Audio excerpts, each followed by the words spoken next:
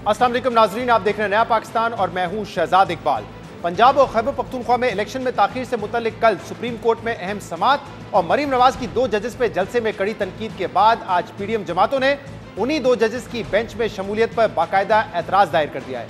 हुकूमती इत्तेहाद के वकील फारूक एच नाइक ने आज सुप्रीम कोर्ट से ये इस्तदा की है कि क्योंकि जस्टिस इजाजुल एहसन और जस्टिस मज़ाहिर अली नकवी अपने पिछले फैसले में इस मामले पर अपनी राय का इजहार कर चुके हैं, इसलिए नून लीग, पीपल्स पार्टी और JUIF की क़यादत की यह राय है कि ये दोनों जज साहिबान इस बेंच से अलहदा हो जाएं। सुप्रीम कोर्ट में चीफ जस्टिस उमर अता बंदियाल की सरबराही में 9 रुकनी बेंच ने कल नोटिस की जो समात की, उसमें बुनियादी तौर पर 2 एतराज़ात सामने आए। कल समात में जस्टिस जमाल खान मंदोखेल ने एतराज उठाया कि चीफ जस्टिस की जानिब से इस मामले पर असखुद नोटिस नहीं लेना चाहिए था। जस्टिस अतरमुल्ला ने एतराज उठाया कि अदालत को यह देखना होगा कि ये दोनों असेंबलियां आइन के मुताबिक तोड़ी गई या नहीं, जबकि जस्टिस मंसूर अली शाह ने यह नुक्ता भी उठाया कि अगर असेंबलियां आइन के मुताबिक तहलील नहीं हुई तो इनकी बहाली से मौजूदा बहरान खत्म हो सकता है। इसके अलावा जब से चीफ जस्टिस ने सूबाई इंतखाबात से मुतालिक असखुद नोटिस लेकर 9 रुकनी बेंच बनाया है, इसके बाद से हुकूमती जमातें इस बेंच में जस्टिस इजाजुल एहसन और जस्टिस मज़ाहिर अली नकवी की शमूलियत पर एतराज़ उठा रही है और फारूक एच नाइक ने आज इस मामले पर बाकायदा एतराज़ कर दिया है। मगर अहम बात यह है कि चीफ जस्टिस ने आज ये वाजे किया है कि अदालत तमाम एतराज़ात को पीर से शुरू होने वाली समात में सुनेगी। आज समात के दौरान फारूक एच नाइक ने 2 जजेस से मुतल्लिक हुकूमती जमातों का मुश्तरका तहरीरी बयान अदालत में पढ़कर सुनाया और अदालत से इस मामले पर फुल कोर्ट बनाने की भी इस्तदा की। फारूक एच नाइक ने कहा कि मैं ये वाजे कर दूं कि जजेस से कोई जाती अनाद नहीं, दोनों जजेस अपनी राय का इजहार डोगर केस में पहले ही कर चुके हैं। जिस पर जस्टिस अतरमुल्ला ने इस्तफसार किया कि मिस्टर नाइक, आपको नहीं लगता कि मफाद आमा का मामला फुल कोर्ट को सुनना चाहिए? तो फारूक एच नाइक ने कहा कि इंतखाबात का मामला अवामी है, इस पर फुल कोर्ट ही होना चाहिए। अहम बात यह कि आज समात में शेख रशीद के वकील ने अदालत से अदलिया की तज़हीक के मामले पर नोटिस लेने की इस्तदा की, जिस पर चीफ जस्टिस उमर अता बंदियाल ने रिमार्क्स दिए कि अदालत इस मामले को बाद में देखेगी। आज समात में चीफ जस्टिस ने असखुद नोटिस देने पर फरीकैन के एतराज़ात पर वाज़े किया है कि आज हमारे दरवाजे पर आईने पाकिस्तान ने दस्तक दी है, इसलिए अदालत ने असखुद नोटिस लिया है। सुप्रीम कोर्ट ने इस मामले पर समात पीर 11:30 बजे तक मुलतवी कर दी है। अब देखना होगा कि क्या अदालत पीर को बेंच की तश्कील और इस पर उठने वाले एतराज़ात पर क्या फैसला करती है। समात के बाद वजीर दिफा ख्वाजा आसिफ ने अदालत को तनकीद का निशाना बनाते हुए कहा कि जब जजेस हमारे हदूद में दाखिल होंगे तो हम भी सवाल उठाएंगे। मेरी दरखास्त है आपकी वसासत से, इस हाउस की वसासत से अदालत उज़्मा के आगे दस्तबदस्ता कि पूरा बेंच बना के पूरे कोर्ट का बेंच बना के जो है पनामा से स्टार्ट करें। मेरे कायद को नवाज शरीफ के मुतल्लिक जो है मुख्तलिफ रिमार्क्स पास किए, नामों से पुकारा, गलत नामों से पुकारा, बुरे नामों से पुकारा, उनका नाम लिया जाता है, क्रिटिसाइज किया जाता है उनको। जब वो हमारी टेरिटरी को ट्रेसपास करेंगे उन कुर्सियों पे बैठे हुए, तो हमारा भी हक बनता है कि हम आवाज उठाएं कि उन्होंने अपनी कुर्सी के तकाजे पूरे नहीं किए हुए। इनमें साकिब निसार साहब का नाम है, खोसो साहब का नाम है। ख्वाजा आसिफ कह रहे थे कि यह मामला 9 जजेस नहीं बल्कि फुल कोर्ट को सुनना चाहिए, जबकि कल मरियम नवाज ने भी सरगोदा तकरीर करते हुए इस हवाले से अदालत पर कड़ी तनकीद की थी और बेंच की तश्कील पर सवाल उठाए थे। आप ये जांचने बैठ गए कि इलेक्शन कमीशन की क्या जिम्मेदारी है, आप ये जांचने बैठ गए कि हुकूमत पाकिस्तान की क्या जिम्मेदारी है, आप ये जांचने बैठ गए कि गवर्नर की क्या जिम्मेदारी है। बजाय जरूर जांचें, जरूर पूछें, मगर क्या कभी अपनी बुनियादी जिम्मेदारी का अहाता किया आपने? आपकी जिम्मेदारी है गैर मुतनाज़ा बेंच बनाना। क्या वो जिम्मेदारी आप पूरी कर रहे हैं? उन्होंने अदलिया में से वो जज उठाए उन्होंने अदलिया में से जो कॉम्प्रोमाइज जज था, जो करप्ट जज था। सरगोदा के अवाम को पता है बेंच फिक्सिंग हो रही है, आपको क्यों पता नहीं है कि बेंच फिक्सिंग हो रही है? नून लीग ने अदालत पर दबाव बढ़ाना शुरू कर दिया है। जलसों में मौजूद जजेस की तस्वीर दिखाकर उन्हें तनकीद का निशाना बनाया जा रहा है और अब सुप्रीम कोर्ट की जानिब से इंतखाबात में ताखीर के मामले पर असखुद नोटिस लेने पर भी तनकीद की जा रही है। मगर इस पूरे मामले में बुनियादी सवाल यह है कि आखिर ये मामला अदालत के पास क्यों पहुंचा। क्यों एक खालिस्तान सियासी मामला अदालत की दहलीज तक पहुंच गया? और इसका जवाब यह है कि ये सारा मसला इसलिए पैदा हुआ है क्योंकि हुकूमत इलेक्शन से भाग रही है। पंजाब और खैबर पख्तूनख्वा की असेंबलियों की तहलील को आज 1 माह से ज्यादा का वक्त गुजर गया है, मगर आईनी जिम्मेदारी के बावजूद दोनों सूबों के गवर्नर्स सूबाई इलेक्शन की तारीख नहीं दे रहे। इलेक्शन कमीशन बर वक्त इलेक्शन के लिए हुकूमत से ताउन मांगता है तो कहा जाता है कि हुकूमत के पास फंड्स नहीं है, और यह भी कहा जाता है कि इस सूरत हाल में इलेक्शन को सिक्योरिटी नहीं फराम की जा सकती। और जब सदर मुमलिकत इलेक्शन की तारीख देते हैं तो हुकूमत सदर के खिलाफ आर्टिकल 6 लगाने की धमकी देती है। और हैरानी की बात यह है कि वही नून लीग है जो असेंबलियां टूटने से पहले पाकिस्तान तहरीक इंसाफ को चैलेंज करती थी कि अगर पाकिस्तान तहरीक इंसाफ असेंबलियां तोड़ने की हिम्मत करे तो इसके बाद सूबाई इलेक्शन नहीं बल्कि फौरी तौर पर आम इंतखाबात करवा देगी। मगर अब हुकूमत अपने इन दावों पर यू टर्न लेकर इलेक्शन से भाग रही है, और जब अब सुप्रीम कोर्ट ने इलेक्शन में ताखीर का सुमोटो नोटिस लिया है तो नून लीग को इस पर भी एतराज है। मगर अहम बात यह है कि सीनियर कानूनी माहिरीन इस बात पर मुत्तफिक हैं कि सूबों में इंतखाबात का मामला मफाद आमा का मामला है और सुमोटो लेना सुप्रीम कोर्ट का इख्तियार है। सुप्रीम कोर्ट ने इस मामले पर नोटिस लेकर बहुत अहसन इकदाम लिया है, और अगर सुप्रीम कोर्ट इस मामले का नोटिस ना ले तो फिर किस मामले का नोटिस ले? कानूनी माहिरीन की राय आपने सुनी, इस पर हम मजीद बात करेंगे। पाकिस्तान के वजीर दाखिला राना सनाउल्लाह इस वक्त हमारे साथ मौजूद हैं। राना साहब, बहुत बहुत शुक्रिया वक्त देने के लिए। राना साहब, सबसे पहले तो ये बताइएगा कि आज फारूक एच नाइक साहब ने अदालत में 2 जजेस पर एतराज किया है कि उनको बेंच पर नहीं होना चाहिए क्योंकि उन्होंने अपनी राय का इजहार पहले ही कर दिया इस मामले में, लेकिन इन्हीं 2 जजेस के हवाले से कल मरीम साहिबा ने जलसे में तकरीर की और बहुत उन पर कड़ी तनकीद की। तो मामला क्या है? सिर्फ अपनी राय का इजहार कर चुके वो मामला है, या जो मरीम साहिबा ने कल इल्जामात लगाए जिस पैरा में उन्होंने तनकीद की उस वजह से आप नहीं चाहते कि जजेस बेंचेस पर रहें? देखें, ये दोनों वजूहात हो सकती हैं, क्योंकि माजी में जितने भी फैसले PMLN के ख़िलाफ़ आए हैं तो इसे इत्तफाक समझिए या अदरवाइज़ तो उन बेंचेस का जो है वो हिस्सा रहे हैं दोनों मुअज़्ज़ज़ जज साहबान, और फिर वो अपने रिमार्क्स में उन्होंने कभी जो है वो बुखल से काम नहीं लिया, और हमेशा वो जब बात करते हैं तो वो इंटेंशन को काफ़ी वाज़े करती है। उनमें से एक मुअज़्ज़ज़ जज जो है वो उस मॉनिटरिंग का भी हिस्सा रहे हैं। मॉनिटरिंग जज के तौर पे उन्होंने जो है वो जो केस जिसमें अरशद मलिक ने जो है वो मियां नवाज शरीफ साहब को सज़ा दी थी, और फिर अरशद मलिक ने अपनी वीडियो में ये भी कहा कि मुझे बुला के जज साहब ने कहा था कि 14-14 साल सज़ा दो, मैंने तो मियां साहब बड़ा एक में सज़ा दी है और वो भी 7 साल दी है। तो और दूसरा जिस दिन जी, ये किन जज साहब ने कहा था? आप कह रहे हैं कि 14 साल की सज़ा दी रही है? ये अरशद मलिक साहब की जो वीडियो लीक हुई थी उसमें अरशद मलिक मरहूम ने ये बात की थी कि मुझे बुला के कहा गया, और मॉनिटरिंग जज के मुतल्लिक़ उनका हवाला था कि मुझे कहा गया कि आप जो है वो इस तरह से सज़ा दें, तो मैंने तो फिर भी जो है वो सज़ा बड़ी कम दी है और एक में दी है। अच्छा, अब ये उनका दावा है, इस पे ऑब्वियसली एक दूसरा मौक़िफ़ भी होगा जो इस प्रोग्राम में तो शामिल नहीं कर सकते, लेकिन जी मुकम्मल कीजिए। हाँ जी, बिल्कुल होगा, बिल्कुल। मैं इस बात को तस्लीम करता हूँ कि दूसरा मौक़िफ़ हो सकता है जी। और उस वक्त अरशद मलिक की वीडियो की इंक्वायरी होनी चाहिए थी, और वो उनकी इंक्वायरी हुई, उन्हें सस्पेंड किया गया, फिर उनको डिसमिस किया गया, लेकिन उस इंक्वायरी उस जो है वो यानी इन्वेस्टिगेशन का हमें हिस्सा नहीं बनाया गया। अगर बनाया जाता तो हो सकता है उनका दावा जो है वो गलत साबित होता या दावा उनका सच साबित होता। अच्छा राना साहब, कल क्योंकि आप भी सरगोदा में मौजूद थे और मरियम साहिबा ने 5 तस्वीर दिखाई, उन्होंने कहा कि ये वो साजिशी टोला है जो आज भी इमरान खान को सपोर्ट कर रहा है। 2 उसमें हाजिर सर्विस जजेस भी थे, आला अदालत के मौजूद जजेस की तस्वीर भी उन्होंने चलाई, उनका नाम भी लिया, लेकिन सब बड़े हैरान हैं कि इसमें जनरल बाजवा साहब की तस्वीर नहीं थी। और मैं इसलिए ये कह रहा हूं कि हैरान है क्योंकि 150 किलोमीटर दूर सरगोदा से गुजरावाला है, जहां पे जब तकरीर नवाज शरीफ साहब ने की थी तो हर मसले की जिम्मेदारी उन्होंने उस वक्त के आर्मी चीफ पे डाली थी, और उस वक्त सिटिंग आर्मी चीफ थे।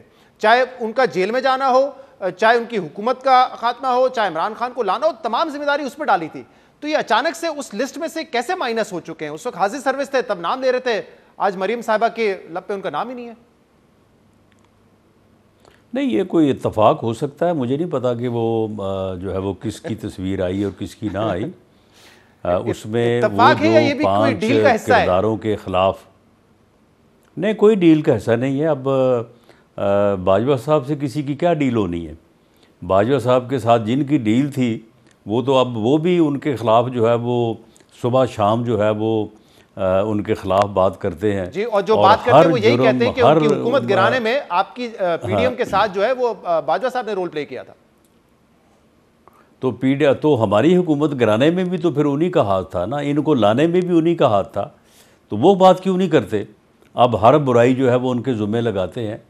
तो पाकिस्तान मुस्लिम लीग नून का जो मौक़िफ़ है उसमें जो 5 साहिबान हैं उनमें जो है वो 2 आर्मी के साबिक़ रिटायर्ड जनरल साहिबान हैं जिनमें बाजवा साहब हैं और फैज़ हमीद साहब हैं, और 2 ही अदलिया से रिटायर्ड चीफ जस्टिस साहबान हैं, खोसा साहब हैं और बाबा रहमते साहब, साकब निसार साहब हैं, और 5वां बेनिफिशरी इमरान खां है।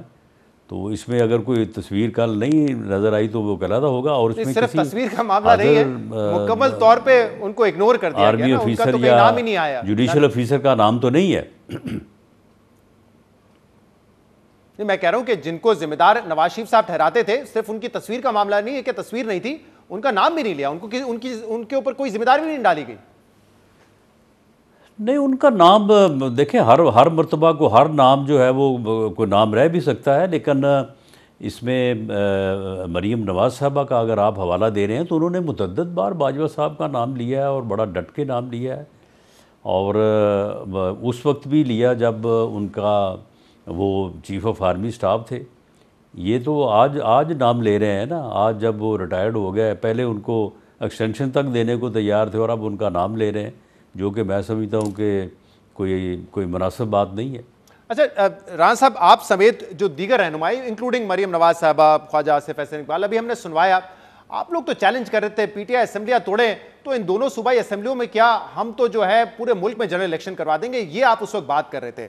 अब मामला ये है कि आपके गवर्नर्स जो है वो डेट देने के लिए तैयार नहीं है, इलेक्शन कमीशन मामलत मांगता है, आप कहते हैं ना सिक्योरिटी देंगे ना फंड्स देंगे, president of Pakistan date announce करते हैं, आप कहते हैं ये तो आर्टिकल 6 इन पे लगना चाहिए, इन्होंने आइन की खिलाफ वर्जी की है, सुप्रीम कोर्ट सूमोटो लेता है तो आप कह रहे हैं कि सूमोटो क्यों ले रहे हैं? तो इसका मतलब तो आप इलेक्शन से भागना चाहते हैं ना, वो तो सिर्फ आपने एक जबानी जमा खर्ची था ना कि हम इलेक्शन लड़ने के लिए तैयार हैं, आप नहीं लड़ना चाहते, इसीलिए कोई भी इकदाम उठाते हैं आप उसके सामने ज़बानी जमा खर्च कैसे हुआ? नहीं, ज़बानी जमा खर्च कैसे हुआ भाई? हम तो ये कल सरगोदे कोई हम वहाँ पे कोई जो है वो कोई कारोबार करने के लिए गए हुए थे या कोई और हमारा वहाँ पे कोई एजेंडा था? इलेक्शन लड़ने के लिए गए हुए थे। वर्कर्स कन्वेंशन जो है वो इलेक्शन लड़ने के लिए किया। हम अपने टिकट होल्डर से MNA MP से जो है वो 4-5 घंटे की मीटिंग की, वो इलेक्शन लड़ने के लिए की। हम तो इलेक्शन की तैयारी जो है वो उसमें जो है वो जा चुके हैं और हमने तो अपनी इलेक्शन मुहिम जो है वो शुरू कर रखी है। ये बड़ी अच्छी बात है राना मामला ये कि हमारी एक राय हो सकती है। ये बड़ी अच्छी बात है, अगर आप इलेक्शन की तैयारी कर रहे हैं तो फिर इसमें मसला क्या है राना साहब कि अगर सुन लें जिस वक्त की आप बात कर रहे हैं उस वक्त अभी सैलाब नहीं आया था और उस वक्त हमें ये ख्याल था, हमने देखे जब भी बात की है जनरल इलेक्शन की बात की है। नहीं, मैं तो फरवरी जनवरी की बात कर रहा हूं सर, इलेक्शन के कि जनरल इलेक्शन हो, तमाम जो है वो सूबों में मरकज में केयर टेकर सेटअप हो और तमाम असम्बलियों में जो है वो इकट्ठा इलेक्शन हो, ताकि उस रिज़ल्ट को जो है वो कोई क्वेश्चन ना कर सके, वरना ये फितना जो है ये दोबारा इसी काम पे शुरू हो जाएगा। ये फितना जो है ये तो चाहता है कि मुल्क में अफरा तफरी और अनारकी रहे। हम इस फितने को ये जो है वो बहाना नहीं देना चाहते, इसलिए हम चाहते हैं कि पूरे मुल्क में केयर टेकर सेटअप हो और जनरल इलेक्शन हो। राना साहब, एक तो जो उस वक्त सैलाब नहीं आया था, उस वक्त सिंध में ऐसे हालात नहीं थे कि जनरल इलेक्शन नहीं हो सकते। जो बयानात सुनाए हैं वो तो असेंबली तोड़ने से चंद रोज पहले के हैं, यानी कि जनवरी के वो शॉट्स हैं, वो सारे बयानात आपके उस वक्त के हैं। लेकिन मैं कह रहा हूं कि अगर आप इलेक्शन लड़ने के लिए तैयार हैं तो फिर सदर पाकिस्तान डेट दे या सुमोटो लेके सुप्रीम कोर्ट इस नतीजे पे पहुंचे कि कौन डेट देगा, इस पर एतराज क्यों करते हैं? डेट देने दें, आपको भी पीटीआई की तरह जल्दी होनी चाहिए कि डेट दें ताकि हम इलेक्शन में जाएं। आप नहीं करते ये? नहीं, मामला ये है कि हमें जल्दी जो है वो कोई सूबाई असम्बलियों के इलेक्शन करवाने में नहीं है। हमारी राय ये है कि ये जनरल इलेक्शन होने चाहिए और चारों सूबाई और कौमी असम्बली के होने चाहिए। पूरे मुल्क में केयर टेकर सेटअप होना चाहिए। आइन में जो स्कीम जो कॉन्सेप्ट दिया है उसके मुताबिक होने चाहिए। ये जल्दी जो है ये सिर्फ इस फितने को है, ये फितना चाहता है कि आइनी तौर पे जो कंसेप्ट दिया गया है उसके मुताबिक इलेक्शन ना हो, ताकि मुझे हारने के बाद दोबारा से जो है वो कोई लॉन्ग मार्च करने का, फितना फैलाने का, तो राना साहब, टू बी मुल्क में स्पेसिफिक, अफरा-तफरी फैलाने का जो है आपकी वो जमात जो बहाना है हासिल रहे। इन दो असेंबलियों में, सिर्फ इन दो असेंबलियों में 90 दिन के अंदर इंतखाबात करवाने के खिलाफ है कि इन दो असेंबलियों में इलेक्शन नहीं होने चाहिए 90 दिन के अंदर। जी, हम देखें, इलेक्शन करवाना जो है वो इलेक्शन कमीशन का काम है। हमारी एक राय है और जो हमने सदर ममलकत के तारीख देने की मुखालफत की तो वो सही की है। सदर जो है वो वर्कर ना बने पीटीआई का, तो सदर ममलकत बने। सदर पाकिस्तान है तो वो सदर पाकिस्तान वाला काम करे ना। और रही बात सो मोटो नोटिस की, सो मोटो नोटिस जो है वो चीफ जस्टिस का प्रोगेटिव है। तो ये जो उस दिन बेंच ने जो एक और केस सुनते हुए, और वो भी गुलाम मोहम्मद डोगर का, और उसके बाद जो उसकी वो ऑडियो लीक आई है, तो उसने जो है वो एक ऐसी सूरत हाल पैदा की कि जिसके ऊपर जो है वो सभी को जो है वो तशवीश है। तो राना साहब बेसिकली, क्योंकि ये जो समात है, जो सुमोटो है, वो दो सूबाई असेंबलियों में इलेक्शन के हवाले से कि 90 दिन के अंदर इलेक्शन करवाने हैं और ये फैसला किसने करना है और किसने जिम्मेदारी पूरी करनी है। तो यहां पे जो आपके वुकला होंगे वो पार्टी का मौकिफ ये रखेंगे कि हम इस इलेक्शन के खिलाफ है कि दोनों सूबाई असेंबलियों में इलेक्शन नहीं होने चाहिए 90 दिन के अंदर। ये आपका मौकिफ होगा? नहीं, हम ये नहीं रखेंगे। हम ये रखेंगे कि दोनों ये इलेक्शन जो हैं ये जनरल इलेक्शन होने चाहिए और आइन के मुताबिक होने चाहिए, जो आइन में स्कीम है उसके मुताबिक होने चाहिए। और जो कल क्वेश्चन जो है वो एक मुअज़्ज़ज़ जज ने भी उठाया है कि ये तो देखा जाए कि ये असम्बलियाँ जो हैं वो एक आदमी जो कि फितना फैलाना चाहता है इस मुल्क में और ख़ुद अपनी ज़ात में एक फितना है, उसने अपनी हट दर्मी, अपनी जो है वो जिद की भेंट तो नहीं इन असम्बलियों को चढ़ा दिया।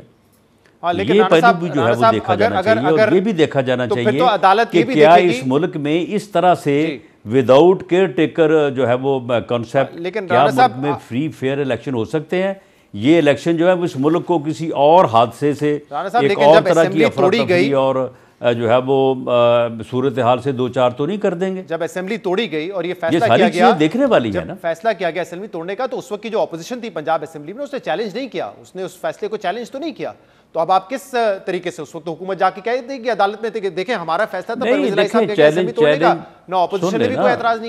चैलेंज करना, देखें हकायक जो है वो चैलेंज करने से या ना करने से कोई तब्दील नहीं हो जाते।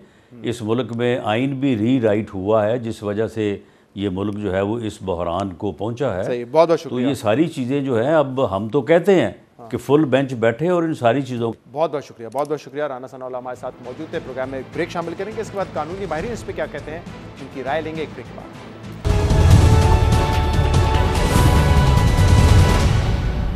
Welcome back. आज की समात में फारूक एच नाइक ने एतराज़ात उठाए हैं दो जजेस पे कि उनको बेंच पे नहीं होना चाहिए क्योंकि वो अपनी राय का इजहार पहले ही कर चुके हैं। उसके बाद कैसे मामला आगे बढ़ेगा, क्या इन दोनों जजेस को रिक्यूज कर लेना चाहिए, इस पर हम बात करेंगे, जिसके लिए हमें ज्वाइन किया है माहिर कानून शोएब शाहीन साहब ने, जो कि सदर हैं Islamabad high court bar association के, और इसके अलावा हमें ज्वाइन कर रहे हैं हसन रजा पाशा साहब, जो कि वाइस चेयरमैन है पाकिस्तान बार काउंसिल के।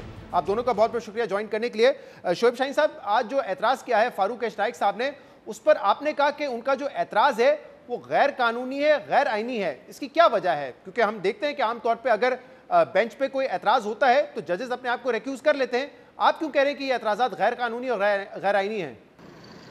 देखिए, पहली बात तो ये है कि जज के ऊपर जो आज उनकी एप्लीकेशन थी वो कोई ऐसा एतराज़ नहीं था सिवाय इस बात के कि दोनों जज साहबान अपना माइंड डिस्क्लोज कर चुके हैं और अपने एक टेंटेटिव व्यू दे दिया है। देखें, ये एक प्रैक्टिस भी है और जब दो जज साहबान या कोई बेंच या इवन सिंगल बेंच भी, सिंगल जज साहब भी, वो प्रपोज कर सकता है, रिकमेंड कर सकता है to the honourable chief justice of Pakistan to take suo motu action against the illegal action और unconstitutional act of the any of the parties, या कोई गवर्नमेंट हो या कोई भी हो। अब यहाँ उनको नजर आया ये केस के सिलसिले में कि जनाब यहाँ 90 डेज में जो इलेक्शन होने हैं उसमें इल्तवा हो रहा है और इसलिए कानून, कायदे, सुप्रीम कोर्ट रूल्स और आइन के मुताबिक उन्होंने रिकमेंड करके भेज दिया कि चीफ जस्टिस ऑफ पाकिस्तान इसमें आइन के तहत हो जाने वाले इक़दाम के नतीजे में जो आइन पर अमलदारी है उसके ऊपर तातुल का शिकार है और अनसर्टेनिटी है, लिहाजा आप इसमें सो मोटो नोटिस लें। तो इसमें मैं समझता हूँ कि आपको याद होगा पिछली दफ़ा भी ऐसे हुआ था, जैसे कासिम सूरी का मामला था, उसमें सो मोटो एक्शन लिया था, जज साहबान गए थे और उन्होंने चीफ जस्टिस साहब को कहा था वो जज साहब रिकमेंड करता है, उस जज साहब को उस बेंच का हिस्सा बनाया जाता है, क्योंकि यहाँ एक रूटीन प्रैक्टिस और सुप्रीम कोर्ट रूल्स हैं। पब्लिक इंपॉर्टेंस का मामला है और अगर फेयरनेस को सामने रखते हुए एतराज अगर है बेंच के दो जजेस पे, उनकी जगह कोई और दो जजेस आ जाते हैं, या जो आज ये भी कहा गया कि फुल कोर्ट बना दी जाए, तो इसमें कबाहत क्या है? देखिए, पहली बात तो यह है कि ये अगर हमने पार्टीज को ये अख्तियार दे दिया, खा वो पॉलिटिकल पार्टी हो, खा कोई भी पार्टी हो, इनटू द लिटिगेशन, तो ये अनएंडिंग सिलसिला शुरू हो जाएगा। आज 3 पॉलिटिकल पार्टीज यानी पीडीएम ने एतराज लगा दिया है कि इन 2 जज साहिबान ने, और जो रीजन दी है ना, मैंने वही कह रहा था, जो रीजन दी है वो इलीगल रीजन है। या तो कहते हैं कि देखिए एक पार्टी 2 जज पे एतराज करेगी, कल दूसरी पार्टी तीसरे पे करेगी, तीसरी चौथे पे करेगी, ये अनएंडिंग सिलसिला होगा और जस्टिस सिस्टम जो है वो मुतासर होगा। हसन पाशा साहब, आपकी क्या राय है? क्योंकि पाकिस्तान बिजनेस काउंसिल ने कल जो स्टेटमेंट जारी किया था, उसमें उन्होंने जस्टिस मज़ाहिर नकवी के हवाले से कहा था कि उनको अपने आप को रिक्यूज कर लेना चाहिए, लेकिन आज फारूक एच नाइक साहब ने कहा है कि 2 जजेस को इस बेंच पर नहीं होना चाहिए। आपके ख्याल में जो एतराज़ात हैं वो कानूनी लीगल नौयत के हैं या सियासी नौयत के हैं? क्योंकि कल मरीम नवाज साहबा ने इन्हीं 2 जजेस के हवाले से जलसे में तकरीर की और बहुत तनकीद भी की, तो सियासी नेचर के एतराज़ात हैं या लीगल एतराज़ात हैं आपके ख्याल में? मैं इसके सियासी पहलू को बिल्कुल नहीं देखूंगा, जो कानूनी पहलू है उस पर जरूर बात करूंगा। बात यह है कि अब जब पब्लिकली ये बात होगी तो देखा ये जाएगा कि एक अपने जज के एतराज को तो सुप्रीम कोर्ट ऑफ पाकिस्तान ने और चीफ जस्टिस साहब ने मान लिया, और अब हमारी बारी आई है और हम वाज़े तौर पे ऑब्जेक्शन कर रहे हैं, और उसकी भी एक सीरीज है। आप देखें, हमने पिछले केस में भी देखा कि जब 5 मेंबर्स बेंच ने असेंबली वाले डिज़ाल्व होने वाले उसमें मैटर में, पंजाब असेंबली के डिज़ाल्व होने वाले मैटर में और कासिम सूरी वाले मैटर में जब एतराज़ किया गया, कुछ लीडरान गए जिसमें 5-6 जो है वो साबिक सदूर सुप्रीम कोर्ट बार के थे, पाकिस्तान बार कौंसिल के मेंबर्स थे, तो उन्होंने कहा कि बेहतर ये है कि इस मामले को फुल बेंच सुने ताकि किसी को कोई एतराज़ का मौका ना मिले। आज भी और वो टर्न डाउन कर दी गई और 3-2 के साथ फैसला हो गया। आप देखें, कन्फ्लिक्टिंग व्यू आ गया था और बाद में ये साबित हुआ कि बार ने जो मुतालबा किया था वो सही फुटिंग पे था। उस वक्त भी अगर फुल बेंच हो जाता तो शायद ये मसले मसाइल जो अब हैं ये ना होते। अब इधर की तरफ आए, अब जो लेटेस्ट जो सूरत हाल है उसमें आप देखें और इस चीज़ को आप अप्रिशिएट करेंगे कि हमने ये मुतालबा किया था कि अगर 9 रुकनी बेंच बनाना है तो आप तमाम जो ऑब्जेक्शंस हैं उनको साइड पे रखते हुए सीनियर मोस्ट जजेस को बना ले। इसमें कोई मसला नहीं है। और उसमें से जहां तक ऑनरेबल जस्टिस मज़ाहिर अली अकबर साहब का तल्लक है, वो रज़ाकाराना तौर पे इलादा हो जाए तो उनके बाद जो आने वाले जज हैं वो उसमें शामिल हो जाएंगे। पाकिस्तान बार काउंसिल का इस हवाले से क्या नुक्ता नज़र है पाशा साहब कि सू मोटो इस मामले पे लेना एक दुरुस्त इकदाम है? क्योंकि इलेक्शंस का मामला है, 2 सूबों में इलेक्शंस होंगे या नहीं होंगे, तो आपको लगता है कि पब्लिक इंपॉर्टेंस का मामला था और ये फैसला सुप्रीम कोर्ट का कि सू मोटो लेना चाहिए वो बहरहाल एक दुरुस्त फैसला था, क्योंकि इलेक्शन कमीशन अपने हाथ खड़े कर चुका है, वो कह रहा है हमारा इख्तियार नहीं है, गवर्नर साहब डेट नहीं दे रहे, सदर पाकिस्तान ने जो डेट दी उसको कोई एक्सेप्ट नहीं कर रहा, तो ये फैसला दुरुस्त है सू मोटो लेने का ताकि इस मसले को हल किया जाए? नहीं, मैं समझता हूँ कि लाहौर हाई कोर्ट ने कॉग्निजेंस ली, ऑनरेबल सिंगल बेंच ने फैसला दे दिया कि इलेक्शन होने चाहिए, जिसको चैलेंज कर दिया गया इंट्रा कोर्ट अपील में, और 5 मेंबर्स बेंच जो है वो वहाँ पे उसने जुरिस्डिक्शन रिज्यूम कर लिया और वो हेयरिंग हो रही है।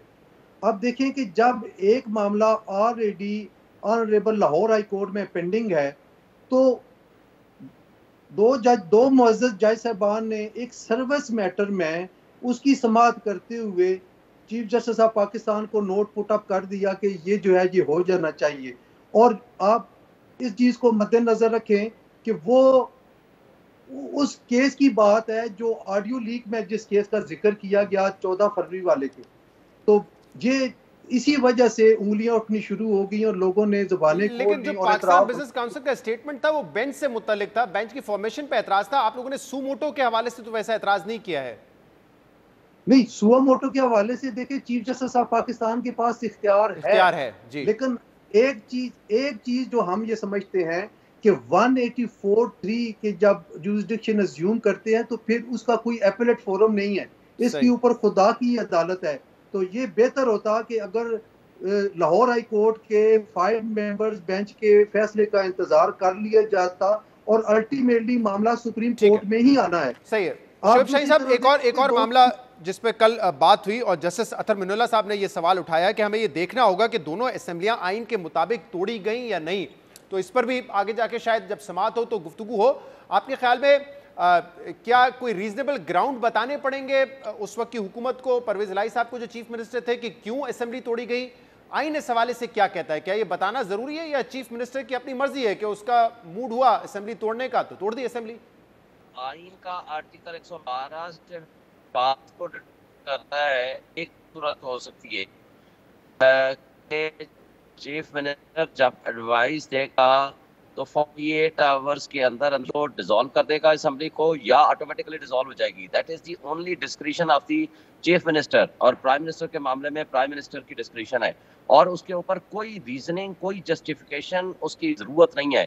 सिर्फ आइन एक कदगन लगाता है, वो कदगन लगाता है कि अगर नो कॉन्फिडेंस मोशन मूव हुई है, अगर वो नो कॉन्फिडेंस होगी तो उसका जब तक फैसला नहीं होगा या तो वो डिफीट हो जाएगी या वो पास हो जाएगी। अगर पास हो जाएगी, जिस तरह कासिम सूरी वाले केस में पास हो गई थी, तो उसको ज़ाहिर है फिर वो प्राइम मिनिस्टर ही नहीं रहेगा या चीफ मिनिस्टर ही नहीं रहेगा, तो वो एडवाइस कैसे देगा। और अगर वो डिफीट हो जाएगी तो फिर वो एक्सक्लूसिव उसकी जुरिसडिक्शन एंड डिसीजन आ जाएगा उसके हाथ में, और वो जब चाहे विदाउट साइनिंग एनी रीजंस वो दे सकता है एडवाइस, और उसके ऊपर कोई कदम नहीं है, ना लॉ देता है ना आइन देता है। तो ये बहस हो रही है ना कि देखिए पाकिस्तान तहरीक इंसाफ एक ऐसी जमात है कि कभी वो कहते हैं कि हमें कौमी असेंबली से बाहर आना है, हमने इस्तीफा दे दिया, जब इस्तीफे कबूल होते हैं तो वो कोर्ट चले जाते हैं, कहते हैं इस्तीफे कबूल ना करें।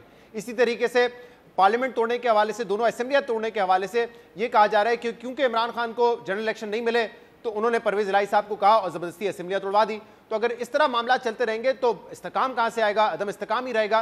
तो सियासी हलकों में तो ये बहस है, क्या लीगल भी इसकी पोजीशन उतनी स्ट्रांग है या लीगली इस चीज को देखा जाएगा कि नहीं देखा जाएगा?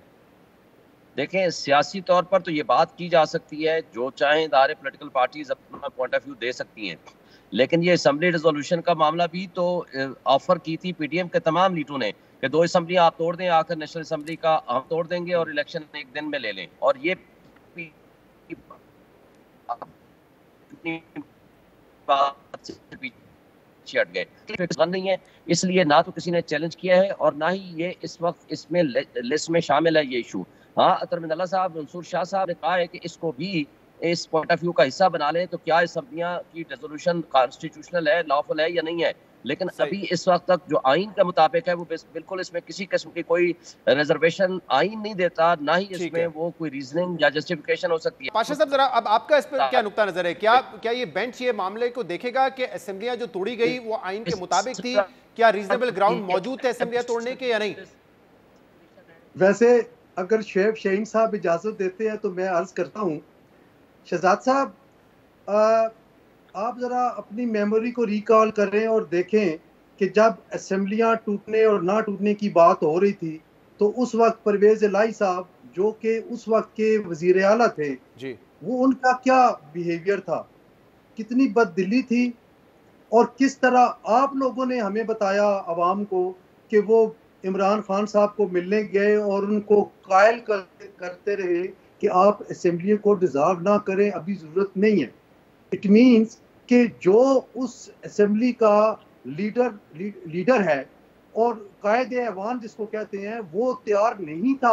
हाँ, लेकिन पाशा साहब, एक तरफ जहां ये खबरें आ रही थी कि परवेज इलाही साहब कन्विंस करना चाह रहे हैं इमरान खान को कि असेंबली ना तोड़े, वहां पे उनके मुतअद्दिद ट्वीट्स भी थे ना, जिसमें वो कहते थे, बयानात थे जिसमें कहते थे कि 30 सेकंड नहीं लगाऊंगा, इमरान खान का असेंबली तोड़ दें, उनकी अमानतें तोड़ दूंगा।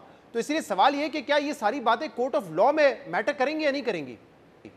नहीं, कोर्ट ऑफ लॉ में मैटर नहीं करेंगी, लेकिन एक बात आप ज़रूर याद रखें कि बार बार परवेज लाई साहब असेंबली ना तोड़ने का कहते रहे, और जब वो फवाद चौधरी साहब को अरेस्ट किया गया तो जो रद्द अमल नशीन होना चाहिए। नो डाउट के एज चीफ मिनिस्टर उनको असेंबली तहलील करने का इख्तियार हासिल था, लेकिन आप दूसरी तरफ देखें कि इस सूबे की आवाम ने 5 साल के लिए असेंबली मुंतखब की, और हर बंदे को इस बात का पता है कि एक ऐसी शख्सियत के कहने पे और उसकी ख्वाहिशात की तकमील के लिए असेंबली तोड़ी गई, जो कि उस असेंबली का मेंबर नहीं था, वो उसका ऐवान का लीडर भी नहीं था। तो ये चीज़ें जो हैं ये इस चीज़ की करती हैं कि क्या एक असेंबली से बाहर की शख्सियत वो जो है वो कह दे और असेंबली टूट गई, और जो बिल ऑफ द पीपल है और डेमोक्रेसी, लेकिन इसमें हसन साहब मसला ये है कि क्या कोर्ट इस पे इस तरह इंटरप्रेट कर सकती है, क्योंकि उस वक्त जो ऑपोजिशन थी जिसके लीडर हमजा शहबाज थे, जब असेंबली तोड़ी गई परवेज लाई साहब की तरफ से, तो कानूनी तौर पे उसको चैलेंज नहीं किया गया, उन्होंने एक्सेप्ट कर लिया ये फैसला, उसको अपोज नहीं किया उन्होंने। हो सकता है उनके बारे में हो परवेज लाई से जान छुड़ाने की। ये भी तो देखें जिस तरीके से परवेज लाई साहब ने नोटों की बोरियां खोली हुई थी, और जिस तरह वो खुलेआम पैसे तकसीम कर रहे थे मुख्तलिफ हल्कों में, और यही उनका स्टांस था कि मुझे थोड़ा सा और टाइम दे दे इमरान खान साहब, मैं इस सूबे को जो है वो देखे किस तरह करता हूँ। तो ये नून लीग के फायदे में था कि परवेज लाई साहब से जान छुड़ाएं, और परवेज लाई साहब या इमरान साहब जो है बड़ी आसानी से ट्रैप में आ गए।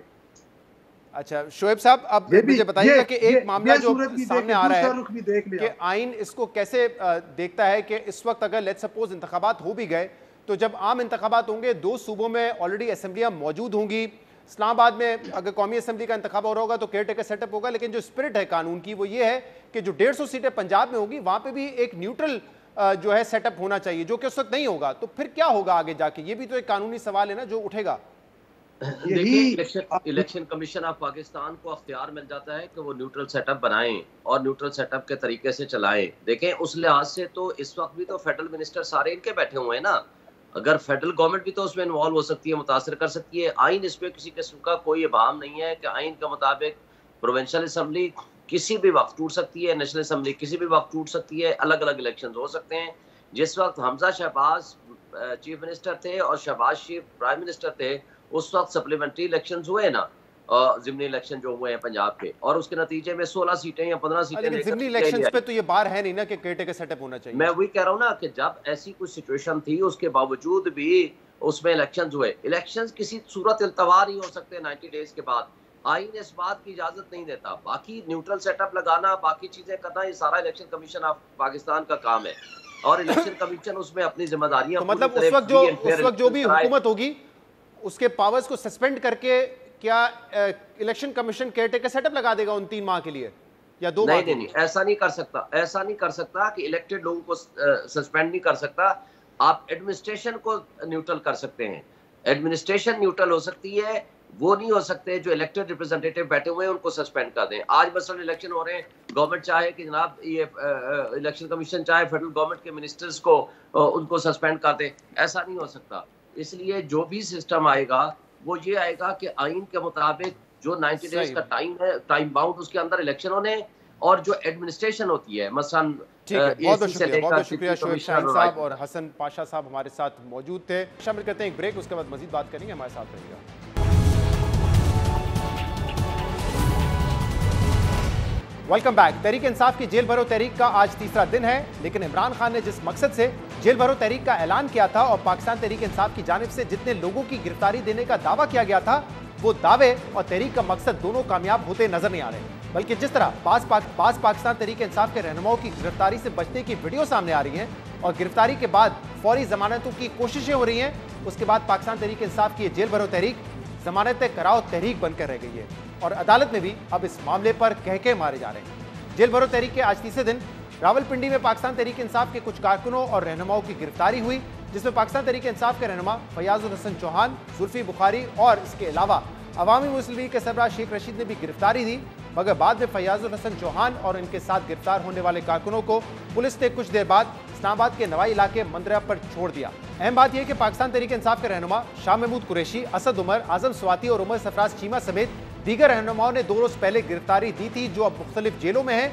मगर अगले ही रोज पाकिस्तान तहरीक इंसाफ के रहनुमा एजाज चौधरी ने गिरफ्तार रहनुमाओं की रिहाई के लिए अदालत में दरख्वास्त दायर कर दी है, जबकि जैन कुरैशी ने अपने वालिद शाह महमूद कुरैशी की रिहाई के लिए लाहौर हाईकोर्ट में दरख्वास्त दायर कर दी है।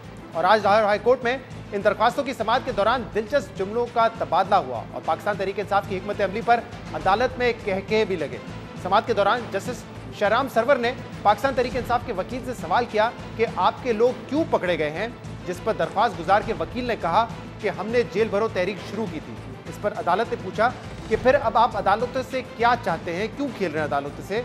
तो दरख्वास्त गुजार के वकील ने कहा कि ये अलामती गिरफ्तारियां थी, लेकिन दरख्वास्त गुजार के वकील के इस मौक़िफ़ पर अदालत में कहके लग गए। जैन कुरैशी ने इस्तदा की कि मुझे वालिद शाह महमूद कुरैशी से मुलाकात करने की इजाज़त नहीं दी जा रही, जिस पर अदालत ने कहा कि जहां दफ़ा 144 है वहां चले जाएं, आपको पकड़ के ले जाएंगे और आपकी मुलाकात हो जाएगी। जस्टिस शहराम सरवर के इन रिमार्क्स पर कमरा अदालत में फिर कहके लगे। पाकिस्तान तहरीक इंसाफ की जेल भरो तहरीक मजाक बनकर रह गई है, क्योंकि इनके मुखालफिन भी अब इसका मजाक उड़ा रहे हैं। पाकिस्तान तहरीक इंसाफ के रहनुमा गुलाम सरवर खान ने आज मीडिया से गुफ्तगू में कहा है कि इस तहरीक में सिर्फ कुछ लीडर्स और चंद वर्कर्स गिरफ्तारियां देंगे, इसलिए वो अपनी गिरफ्तारी नहीं देंगे। अहम बात यह है कि अब तक इस तहरीक में सिर्फ पंजाब से गिरफ्तारियां हुई हैं, जबकि केपीके में अब तक किसी शख्स को गिरफ्तार नहीं किया गया है। और दिलचस्प बात यह है कि कल पेशावर में भी लाहौर की तरह पुलिस एहलकार ऐलानात करते रहे कि जिन रहनुमाओं और कारकुनान को गिरफ्तारियां देनी है वो पुलिस की गाड़ियों में आकर बैठ जाए। मगर दूसरी तरफ पाकिस्तान तहरीक इंसाफ के रहनुमा परवेज खटक कहते हैं कि इमरान खान की कॉल पर पाकिस्तान तहरीक इंसाफ के कारकुनान जेल के दरवाजे पर पहुंच गए थे, घंटों इंतजार किया, लेकिन इंतजामिया वहां से गायब थी। तो देखते हैं कि आने वाले दिनों में जेल भरो तहरीक जब दूसरे शहरों तक पहुंचती है तो उसमें तहरीक इंसाफ को कोई कामयाबी हासिल होती है या नहीं।